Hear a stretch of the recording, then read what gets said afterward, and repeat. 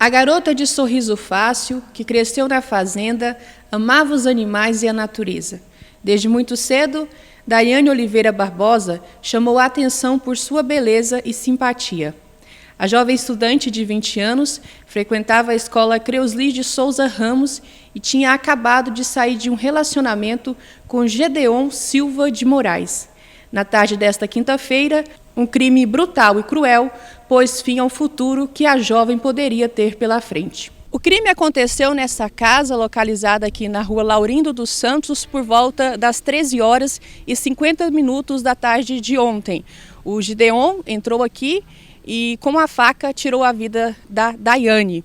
As informações que a gente teve junto à família, que preferiu não gravar a entrevista, é que eles já tinham começado um relacionamento quando a Daiane tinha por volta dos 12 aos 13 anos de idade. Mas em comum acordo eles acabaram terminando a relação.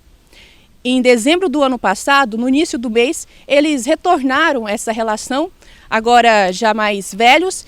A Daiane resolveu dar uma chance para o Gideon porque ele tinha terminado um relacionamento, tinha acabado de sair de um casamento e estava aparentemente abalado, e ela auxiliou ele nessa recuperação.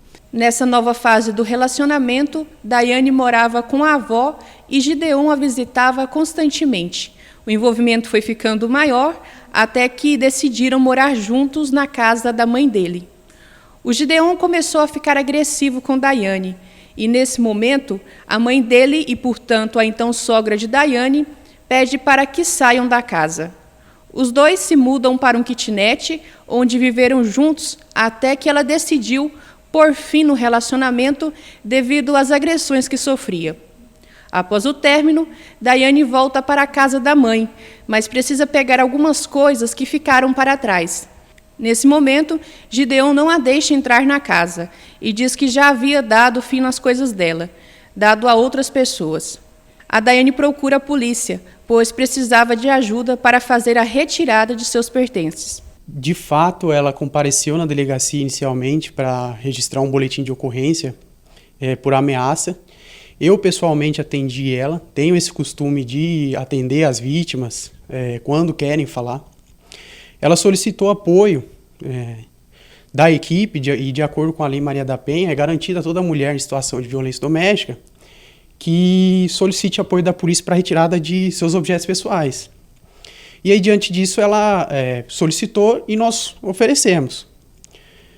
Foi disponibilizada uma equipe para acompanhá-la, mas no meio da ocorrência, aqui ainda, ela recusou. Ela achou melhor não solicitar o apoio e saiu da delegacia. Inclusive, ela não chegou a concluir a ocorrência. E como os fatos se referiam à ameaça, que é um crime de ação penal pública condicionada à autorização, ou seja, depende da autorização da vítima para que a polícia instaure procedimento contra o suspeito ou, no caso, o ex-companheiro dela, infelizmente nós não podemos investigar ou fazer qualquer procedimento sem essa autorização dela, senão nós incorreríamos em abuso de autoridade. Então, infelizmente, ela não quis registrar e saiu da delegacia, mas mesmo assim ficou dela voltar, caso ela tivesse o interesse de dar início a esse procedimento, mas infelizmente não houve tempo e as informações que nós temos até agora é que o ex-companheiro dela acabou ceifando a vida dela, uma jovem aí que tinha uma vida toda pela frente. Mas eu quero deixar claro para a população de Confresa que a Polícia Civil sempre está à disposição, jamais deixaremos de atender qualquer situação emergencial e que envolva crime, e ela de fato teve o nosso apoio, mas ela mesma, infelizmente, desistiu e não voltou para concluir a ocorrência. Mas em relação a essa situação dela, foi dado apoio de acordo com o que determina a Lei Maria da Penha. A Polícia Civil foi chamada para atender o caso por um vizinho da vítima. Um vizinho da vítima compareceu aqui à delegacia e acionou a equipe falando que tinha uma moça que havia sido esfaqueada. De imediato, a Polícia Civil, a equipe de investigadores, se deslocou até o local, onde constatou. Como havia informação de que tinha recém acontecido o fato, eles saíram já em diligências na tentativa de localizar o suspeito. E aí no local nós tomamos todas as providências para a apuração preliminar inicial, como oitiva de eventuais testemunhas do fato, solicitamos a perícia, que compareceu no local, realizou a perícia, compareceu o pessoal da funerária para recolher o corpo, encaminhar o ML para o exame de necrópsia, e feita a perícia tanto de local quanto ali inclusive foi localizado no local do crime a arma utilizada por ele. Um dos peritos que atendeu o caso falou à nossa reportagem sobre o trabalho realizado no local. A Polícia Civil entrou em contato com a Politec, dizendo que se tratava de um assassinato. A gente veio no local, juntamente com a Polícia Civil, e aqui a gente descobriu que a vítima se tratava de uma menina, né, de uma mulher de 20 anos, onde ela foi morta de forma bem violenta. O pescoço, nessa parte anterior, foi rasgada. E o objeto que foi usado foi uma faca, né, que foi encontrada próximo ao local. E ao longo do corpo da vítima, dos braços mais precisamente, não apresentava sinais nenhum de defesa, né? Então se trata de um assassinato cruel. E maiores detalhes de lesão vai ficar a cargo da medicina legal.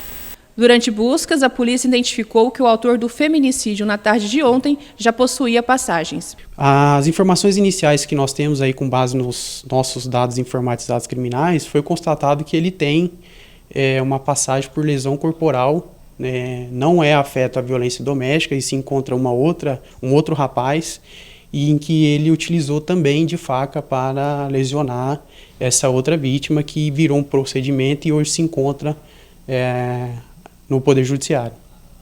A polícia, a partir de agora, trata ele como um foragido. É um crime que teve comoção da sociedade, às vezes a população pensa até em fazer justiça com as próprias mãos. Que tipo de orientação a Polícia Civil tem a dar nesse sentido? Nessa situação, em relação à primeira pergunta, no sentido de se ele estava foragido, até o momento ele não foi encontrado. Inclusive, a família da vítima não sabia e não nos passou o endereço onde eles moravam inicialmente. Então, até o momento, o único endereço que nós temos, ele foi constatado que ele não se encontra nesse endereço. Então, a partir deste momento, ele se encontra foragido, porque nós não sabemos o paradeiro dele. Mas estamos aí nas diligências para poder localizá-lo. Peço também para a população de Confresa que, nestes casos, é essencial que ela colabore com qualquer informação que nos leve ao encontro dele. Local onde passou, se foi visto, eventuais imagens de câmera de segurança, são aí instrumentos hábeis que nos facilitam a solucionar esse crime. Em relação à segunda pergunta, no sentido da população estar revoltada, de fato, um crime foi grave, bárbaro, tirou uma vida de uma jovem menina, aí, 20 anos, tinha toda uma vida pela frente, principalmente em razão do ferimento, que eu constatei, eu fui no local do fato. Então foi assim, demonstrou uma certa frieza dele, que inclusive se utilizou da própria mão e da faca para poder ferir a vítima. Orienta a população que não, jamais, em hipótese alguma, tome iniciativa no sentido de fazer justiça pelas próprias mãos. Primeiro porque é crime, não façam e deixem o trabalho para a polícia. É muito melhor a população colaborar com a polícia na tentativa de localizá-lo do que tentar fazer justiça com a própria mão, porque a partir daí nós teremos que investigar quem é que foi que praticou determinado crime contra o suspeito. Apesar de ser um crime grave, nós temos aí a justiça e ele pagará pelo crime que ele cometeu, com toda certeza. Sobre a motivação desse crime, a polícia trabalha nessa linha de que seria a não aceitação dele do fim do relacionamento? As informações iniciais e que constam do boletim de ocorrência, inicialmente se trata de um feminicídio por questão de envolver violência doméstica, porque eles mantiveram um relacionamento e, em razão de ameaças, foi relatado que ele a mantinha em cárcere privado, ou seja, demonstrava ser um companheiro extremamente obsessivo, tratado como violência doméstica. E o que a família nos informou é que ele, em razão do recente término e não aceitar, ele tomou a iniciativa de matá-la. Gedeon Silva de Moraes é considerado foragido pela polícia. Qualquer informação que possa levar as autoridades até o autor desse crime pode ser dada pelos números 190 e 197. A identidade do autor da denúncia é mantida em total sigilo.